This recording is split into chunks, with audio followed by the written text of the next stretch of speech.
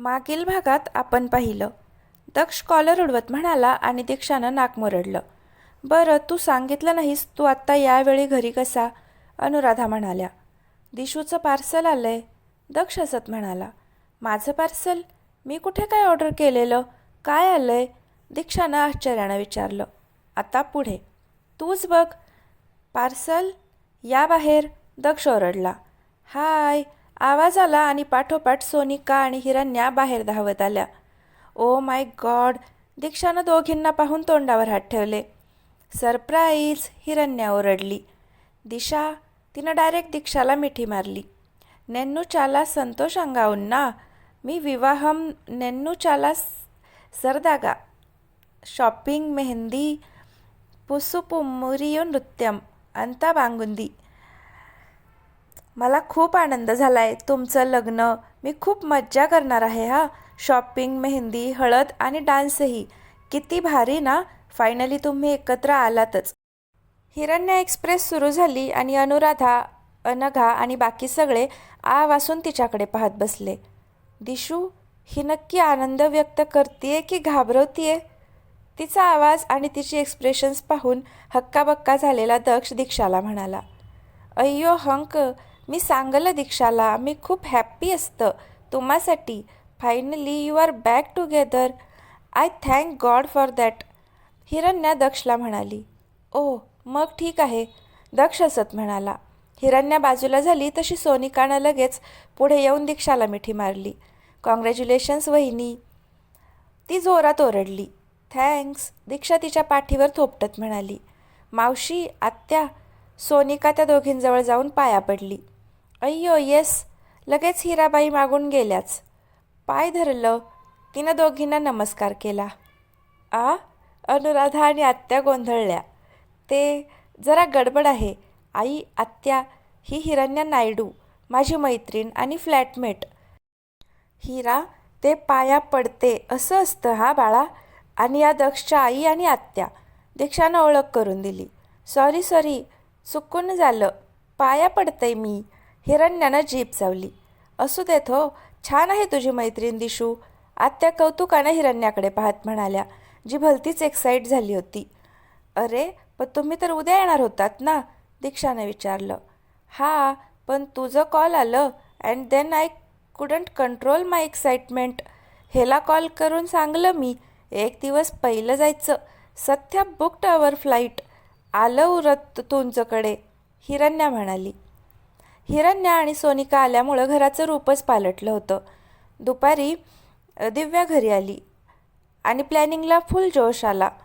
एकूण काय, कारखानीसांचं घर परत एकदा आनंदानं भरलं होतं. कारखानीसांच्या घरात लग्नाचे वारे वाहू लागले होते. हिरण्या आणि सोनिका आल्या होत्या, त्यामुळं वीकेंड एकदम बिझी गेला होता. सोनिकाची बडबड, हिरण्याची भाषाभेळ आणि महाराष्ट्रीयन संस्कृतीबद्दलची उत्सुकता, कार्तिकची बॅलन्स्ड ओपिनियन्स, दिव्याचं रुसणं आणि दक्ष दीक्षाची नोकझोक, यात 2 दिवस कसे सरले कुणालाच कळलं नाही. सोमवार आला आणि रुटीन सुरू झालं. दक्ष ऑफिस सांभाळून एकीकडे लग्नाचं प्लॅनिंग करत होता. दीक्षाचंही काम सुरू होतं. लग्नाआधी तिला एक बेंगलोर व्हिजिट मारावी लागणार होती. लग्नानंतर सगळंच बदलणार होतं. 2 दिवस असेच गेले. आजपासून शॉपिंगचा श्रीगणेशा करायचा ठरला होता, त्यामुळं महिला मंडळ खुशीत होतं. दक्ष दीक्षा संध्याकाळी एंगेजमेंट रिंग्स घ्यायला जाणार होते, त्यामुळे दीक्षा तिचं काम आटोपून ऑफिसला जायला निघाली. पूर्ण संध्याकाळ एकत्र घालवून दोघे डिनर करूनच घरी येणार होते. दीक्षा ऑफिसमध्ये पोचली तेव्हा दक्ष आणि कार्तिकचं प्रोजेक्टबद्दल डिस्कशन सुरू होतं. रघुने तिला कॉन्फरन्स रूममध्ये बसवलं. दीक्षा तिचं काम करत होती की अनूपनं डोअर नॉक केलं. हॅलो दीक्षा मॅडम, अनूप हसून म्हणाला. हॅलो सर, दीक्षा हसली. बस काय दीक्षा, आम्ही तुम्हाला मॅडम म्हणायचं आता. सकाळीच दक्ष सरांकडून न्यूज कळली. कॉंग्रॅट्स, त्यानं हात पुढे केला. थँक्यू, लग्नाचं इन्व्हिटेशन देऊच, पण ब्लॉक युअर कॅलेंडर हा, दीक्षा म्हणाली तशी त्यानं होकारार्थी मान डोलावली. बाय द वे, तुमची स्टोरी खूप इंटरेस्टिंग आहे हा, अनूप हसला. दीक्षा काही बोलणार तोच. अनूप सर, कॉन्फरन्स रूमचा दरवाजा उघडून दोघेजण आत आले आणि समोर दीक्षाला पाहून तसेच थांबले. ओ सॉरी सर, तो ओशाळून म्हणाला. No problem, by the way, या दीक्षा मॅम. जस्ट दीक्षा. तिनं त्याला करेक्ट केलं. ओके, ही दीक्षा, दक्ष सरांची would be wife. And Diksha, meet Utpal and Tarika, आपले टीम मेंबर्स आहेत. They are working on our Bangalore project. अनूपनं ओळख करून दिली. उत्पल हे नाव ऐकून दीक्षा जराशी चमकली. तिला दिव्याच्या फोनमधलं तेच नाव आठवलं आणि नकळत तिने त्याचं निरीक्षण केलं. साधारण दक्ष एवढीच उंची, रिमलेस स्पेक्ट्स, गव्हाळ रंग आणि वेल बिल्ट असा तो तिच्यासमोर उभा होता. हा तोच असेल का? पण दिव्या याला कशी ओळखत असेल? छे, दिशू, काहीही काय, जगात हा एकच उत्पल आहे का? काहीतरीच दीक्षा विचारात हरवली होती. दीक्षा, अनूपनं आवाज दिला तशी ती भानावर आली. I was just telling them की तूही आधी DK ग्रुपचाच हिस्सा होतीस आणि आपण सेम प्रोजेक्टवर काम केलं आहे. बाय द वे, आपली नवीन टीम खूप हार्डवर्किंग आहे. एकदा वेळ काढून ये, तुझी सगळ्यांशी ओळख करून देईन, अनूप म्हणाला. शुअर, दीक्षा हसली. दोघे बोलतच होते की दक्ष आणि कार्तिक तिकडे आले. हॅलो सर, उत्पल आणि तारिकाने त्याला ग्रीट केलं. हाय गाईज, दक्षने स्माईल दिली. Congress sir and ma'am, Utpal आणि तारिका हसून म्हणाले. थँक्स, दीक्षानं स्माईल दिली. दिशू, निघायचं? दक्षने विचारलं तशी तिनं मान डोलावली. दोघे कार्तिकसोबत बाहेर आले. एन्जॉय लव्ह बर्ड्स, कार्तिकनं डोळा मारला. येस, चल, काही असेल तर कॉल कर मला, दक्ष म्हणाला. तू जा बिंदास्त, मी आहे, कार्तिक म्हणाला. तसे दोघे बाहेर आले. So ma'am, ready? दक्षने विचारलं. ऑफकोर्स. ड्रायव्हर, सबसे पहिले ज्वेलर्स की हाले चलो, दीक्षा तोऱ्यात म्हणाली. ओय, ड्रायव्हर काय? दक्षने डोळे मोठे केले. हो मग, आता तर तू माझा हक्काचा नवरा, ड्रायव्हर, हमाल, धोबी, घरगडी, शिडी, चेअर, क्रेन, सगळं काही आहेस, दीक्षा हसत म्हणाली. तसा दक्षने कपाळावर हात मारला. फस गया रे दक्ष, तो तोंड वाकडं करत म्हणाला. तशी दीक्षा जोरजोरात हसायला लागली. दक्ष आणि दीक्षा त्यांच्या एंगेजमेंट रिंग सिलेक्ट करण्यासाठी म्हणून त्यांच्या ज्वेलर्सकडे आले होते. दक्ष एकसे एक डिझाईन्स काढून दाखवायला सांगत होता, तर दीक्षा मात्र नाजूक साजूक रिंग शोधण्यात गुंतली होती. दिशू, काय यार हे, तू दक्ष कारखानीसची बायको होणार आहेस, असं ठसठसीत काहीतरी घे ना, हे काय टिवलं बावलं बघत बसली आहेस, दक्ष नाक फुगवत म्हणाला. मला तर कोहिनूरच हवा होता, पण आता तो तिकडे अडकलाय ना, दीक्षा डोळे मिचकावत म्हणाली. तोही आणून देईन ग बाई.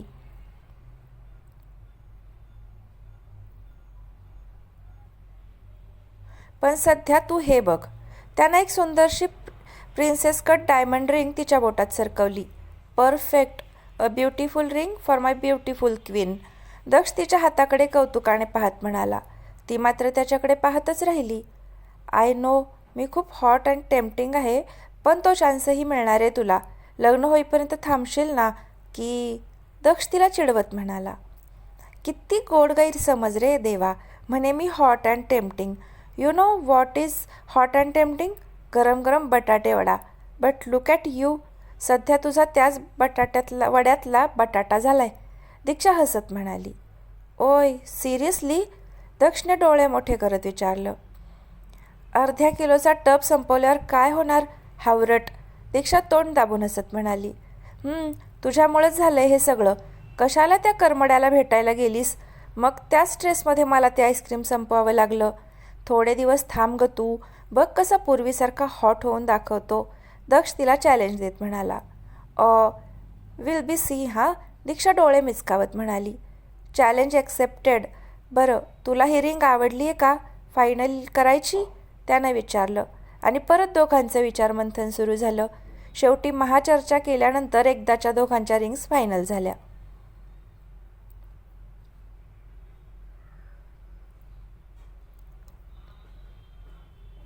दक्ष, लक्षात आहे ना, दीक्षानं विचारलं. ऑफकोर्स, दक्ष म्हणाला. पुढच्या अर्ध्या पाऊण तासात दोघे शॉपमधून बाहेर पडले. अब क्या, दक्षने विचारलं. पाणीपुरी खाऊया? दीक्षाचं चाट सेंटरकडे लक्ष गेलं. इथे, दक्षने डोळे मोठे केले. मग कुठे खायची? मॅरियटमध्ये? बधीरचंद कारखानीस, दीक्षानं नाक मुरडलं. अगं पण ते, आय मीन, तू येणार आहेस का नाही? दीक्षानं बोट नाचवलं. चला आता काय, बायकोचा हुकूम, सर आखो पर, दक्ष म्हणाला. त्यानं शॉपिंग बॅग्स गाडीत ठेवल्या आणि दोघे पाणीपुरी खायला गेले. तिकडे जमलेली जनता डोळे फाडून दक्षकडे पाहत होती. तो दिसतच होता तसा ऑफिसमधून डायरेक्टली निघाल्यामुळं अजूनही फॉर्मल्समध्येच होता आणि त्या अटायरमध्येही कमाल दिसत होता. दीक्षानं पाणीपुरी खायला सुरुवात केली आणि तिचा स्पीड पाहून दक्षचे डोळे बाहेर यायचे बाकी होते. त्याची एक पुरी संपेपर्यंत तिच्या 2 आरामात संपलेल्या असायच्या आणि तिसरी हातात घेऊन ती तयार असायची. सरांना सवय दिसत नाही मॅडम, पाणीपुरीवाल्यानं खोचक टोमणा मारला. तसं दक्षने त्याच्याकडे खुनशी नजरेनं पाहिलं. दादा नया है वह. दीक्षानं लगेच वाहत्या गंगेत हात धुवून घेतले आणि तिच्यावरही नजरेचे बाण बरसले. पाणीपुरीची कसरत संपवून अखेरीस दक्षने सुटकेचा निश्वास सोडला आणि दोघे ड्राईव्हवर निघाले. दर्शन त्यांच्या रूममध्ये काम करत बसला होता. दीक्षा घरी येऊन गेल्यापासून तो त्याच्या बाबांशी फारसं बोलत नव्हता, पण त्याच्या डोक्यात मात्र अजूनही दीक्षा आणि दक्षचे विचार घोळत होते. दर्शन, त्याचे बाबा रूममध्ये येत म्हणाले, मला माहिती आहे तुला माझा डिसिजन पटला नाही आहे, पण शेवटी दीक्षाच्या आपण सुखात सुख मानून मोकळं व्हावं असं मला वाटतं. उद्या तिच्या सासरची मंडळी पत्रिका द्यायला येणार आहेत. तूही घरी थांबलास तर बरं होईल. सुधाकर म्हणाले, तुम्ही आहात ना त्यांचं स्वागत करायला, मग झालं तर मी कशाला थांबायला पाहिजे. दर्शन तिरसटपणे म्हणाला, भाऊ आहेस तू तिचा, याची जाणीव तिला हवी ना बाबा. एवढे महिने पोट तिडकीनं समजावतोय तिला, पण तिच्या डोक्यात प्रकाश पडेल तर शपथ. काय जादू केली आहे त्या हरामखोरानं तिच्यावर काय माहीत. पण तिला सारासार विचार करताच येत नाहीये. त्यात तुम्ही तिच्या निर्णयाला सपोर्ट कर म्हणताय. शक्य तरी आहे का ते. जेव्हा हे सगळं झालं ना तेव्हा मला किती ऐकावं लागलंय तुम्हाला नाही माहीत. ते काही नाही, मी दक्षला सहजासहजी सोडणार नाही. दर्शन दातोट खात म्हणाला, काय करणार आहेस. दर्शन, विसरू नकोस, दक्ष कारखानीस कोण आहे.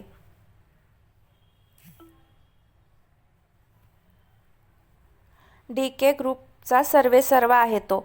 त्याच्या बळावर आज हजारो लोकांची घरं चालतायत. तूच काय, कोणीही आलं तरी त्याचं काहीही बिघडवू शकत नाही. फुकटचा हट्ट करू नकोस. सुधाकर चिडून म्हणाले, बाबा तुम्हाला काही करायचं नसेल तर ठीक आहे, पण प्लीज तुमची मतं माझ्यावर लादू नका. मी मला जे योग्य वाटेल तेच करणार. तुम्ही करा तुमच्या लाडक्या जावयाची खातिरदारी.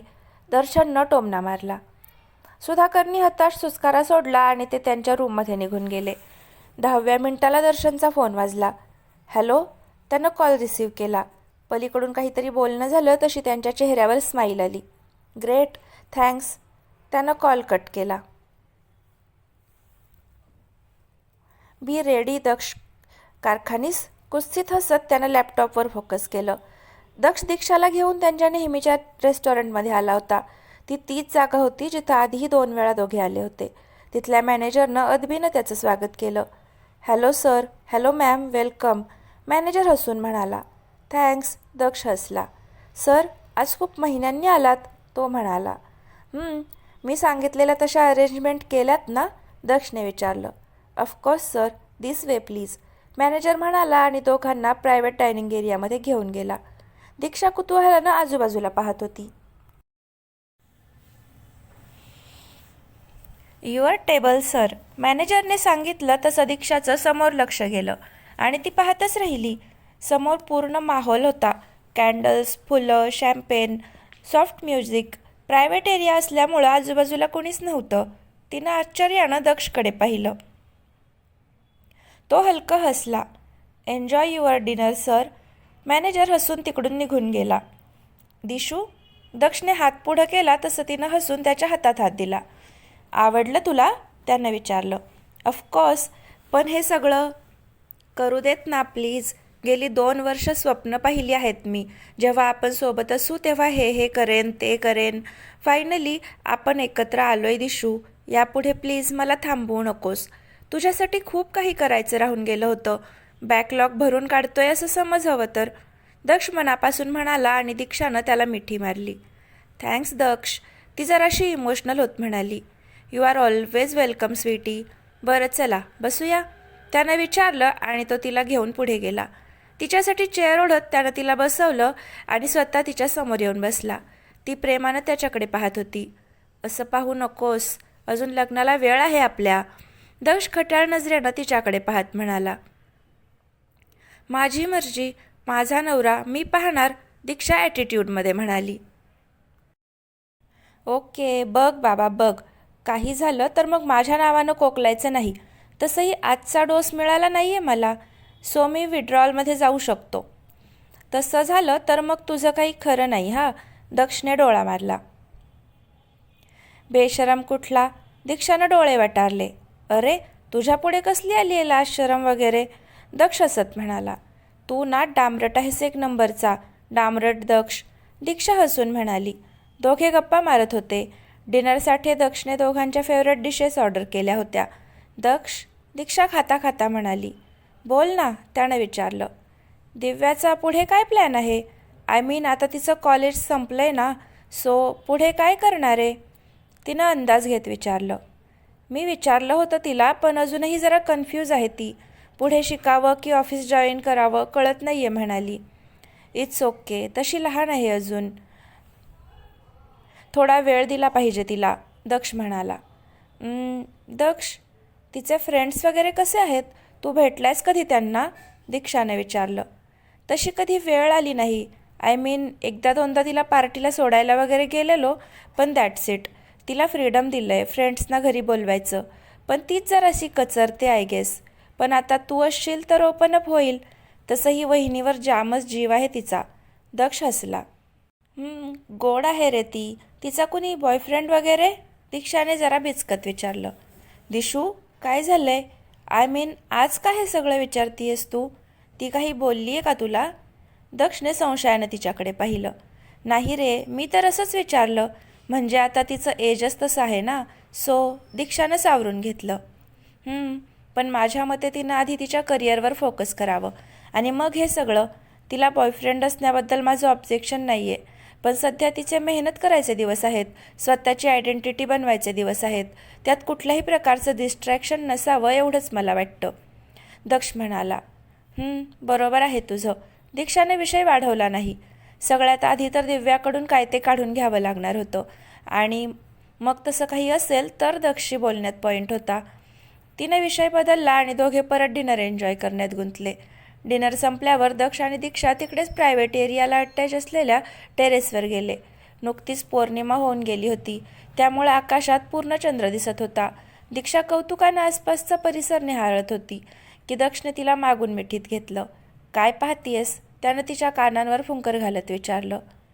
किती शांत वाटतं इकडे, दीक्षा म्हणाली. म्हणूनच ही माझी आवडती जागा आहे दिशू.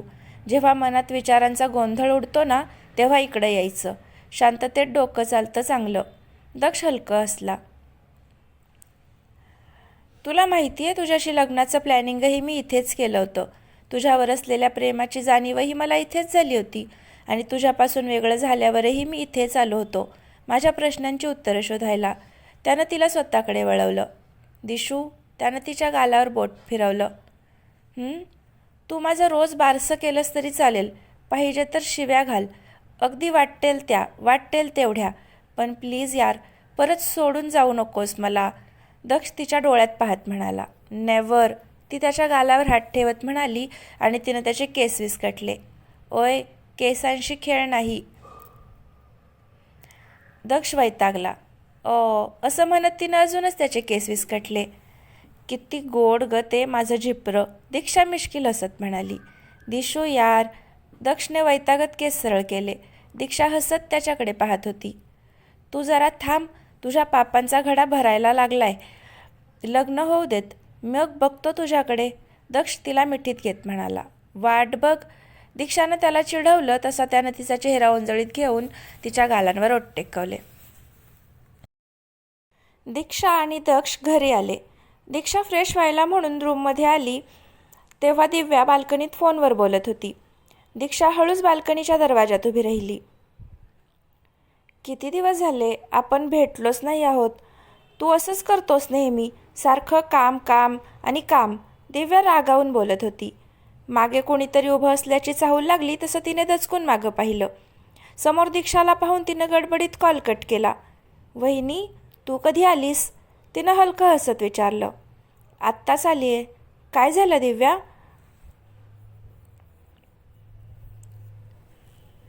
तू असा अचानक कॉल कट केलास? कुणाशी बोलत होतीस? दीक्षानं तिच्यावर नजर रोखली. ते वहिनी, माझी फ्रेंड होती, तिच्याशीच बोलत होते, दिव्या अडखळत म्हणाली.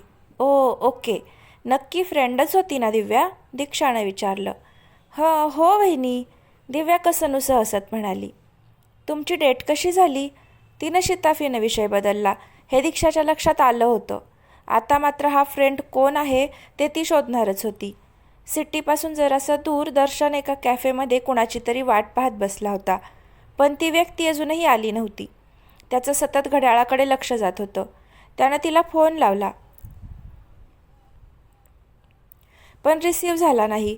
वैतांगून त्यानं टेबलवर हात आपटला की ती समोरून येताना दिसली.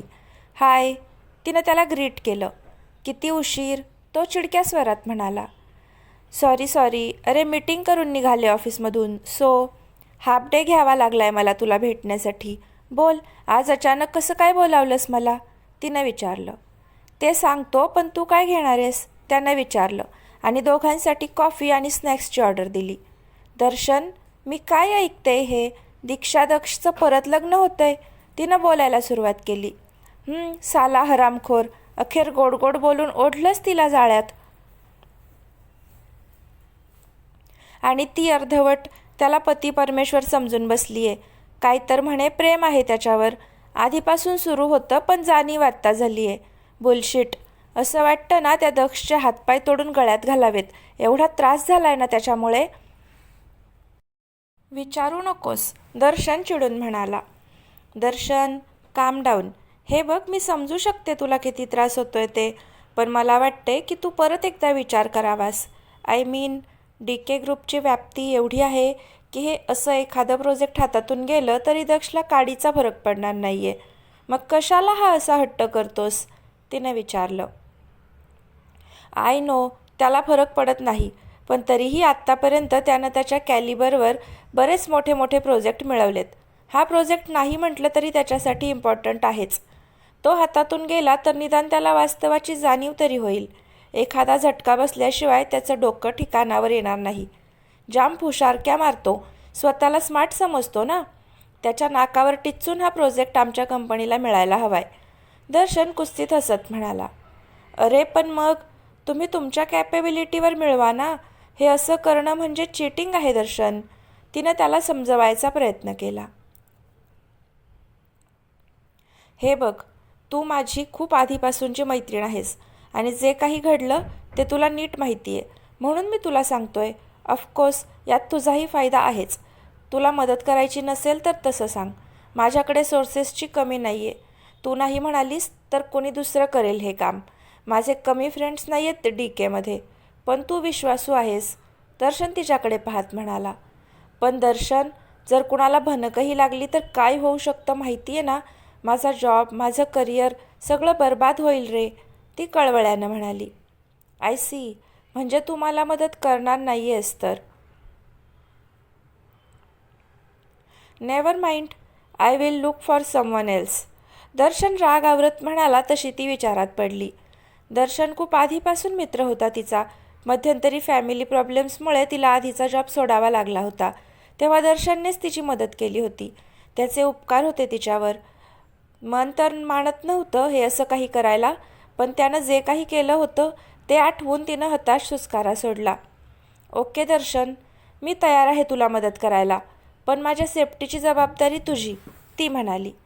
डोंट वरी, तसं काहीही होणार नाही. तुला फक्त एवढंच करायचं आहे, असं म्हणत दर्शननं तिला त्याचा प्लॅन समजावला. दर्शन, ती अजूनही साशंक होती. तुला मागे फिरायचं असेल तर फिरू शकतेस, दर्शन शांतपणे म्हणाला. नाही, तसं काही नाही, ती म्हणाली. गुड, मग तुला माहिती आहे काय करायचं. आणि हो, परत तुझ्या पर्सनल नंबरवरून मला कॉल करू नकोस. मी नवीन सिम कार्ड पाठवतो. ती म्हणाली.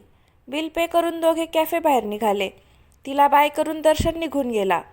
ती काही क्षण विचार करत उभी होती. आता मागे फिरता येणार नाही तारिका. दर्शननं जे तुझ्यासाठी केलं आहे ते विसरू शकत नाहीस तू. आज त्याच्यामुळेच तू सगळ्या प्रॉब्लेम्समधून बाहेर येऊ शकलीस.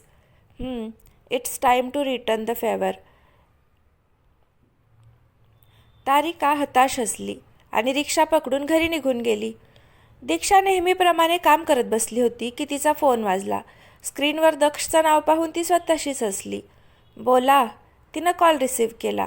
हाय, कितनी मिठास है इस आवाज में जाने मन. पलीकडून रोमांसने पछाडलेला दक्ष अगदी सिडक्टिव्ह आवाजात म्हणाला. तो क्या इरादा है साहब का. दीक्षा हसत म्हणाली. तुम बोलती जाओ मैं सुनता जाऊं और ऐसे ही ये पल बीते. दक्ष साहेबांचं काहीतरी वेगळंच. दक्षू.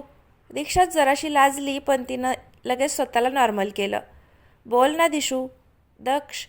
ऐक ना. दीक्षा लाडीक आवाजात म्हणाली. आता तुझंच ऐकायचं आहे आयुष्यभर. बोल ना स्वीटी. दक्ष प्रेमात आला होता. मी काय म्हणत होते. काय. जरा काम कर भोपळ्या, नाहीतर खरंच ऑफिसला टाळं ठोकावं लागेल. दीक्षा हसू दाबत म्हणाली. किती रोमॅन्टिक मूड होता यार दिशू. तूने सब कचरा कर दिया रे. पापी कुठली. होणाऱ्या नवऱ्याच्या रोमॅन्टिक मूडचा सत्यानाश करणाऱ्या बायकोला गरुड पुराणात वेगळी शिक्षा आहे, लक्षात ठेव. दक्षचा नाटकी स्वर. काहीही येडछाप. दीक्षा हसायला लागली. दक्ष. अरे बायकोवरून आठवलं. आई विचारत होत्या हॉल बुक करायचा की लॉन, म्हणजे त्यांना हेड काउंट द्यायचा आहे. सो तुला जमलं तर आज लवकर ये ना, त्यांच्याशी बोलून घेऊया. दीक्षा म्हणाली. आईला सांग लोड घेऊ नकोस.